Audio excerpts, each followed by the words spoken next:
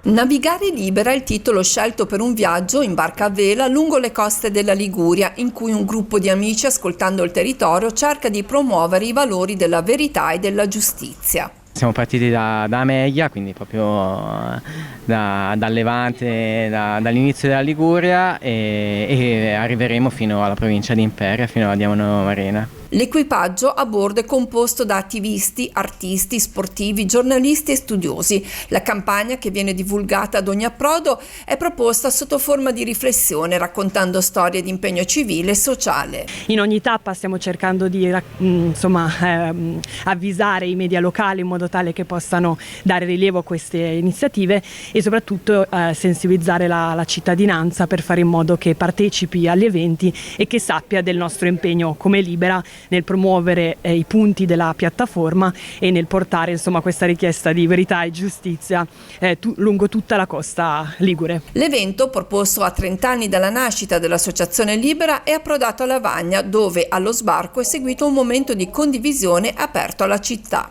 Tante associazioni legate al territorio che si occupano di cose molto diverse tra di loro, ma che sono accomunate da un impegno che è un impegno di antimafia, ma antimafia sociale, antimafia che viene dal basso. L'obiettivo è quello di mettere al centro dell'agenda politica l'impegno per una società libera da mafia e corruzione, fondata su diritti, uguaglianza, accoglienza e responsabilità. Parliamo di povertà educativa, parliamo di libertà per le donne di uscire dai contesti di mafia, per i ragazzi di trovare nuove opportunità di crescita e di sviluppo, e parliamo di verità perché ci sono tante vittime innocenti delle mafie che ancora non conoscono, i familiari delle vittime non conoscono la verità sul perché i loro familiari sono stati uccisi.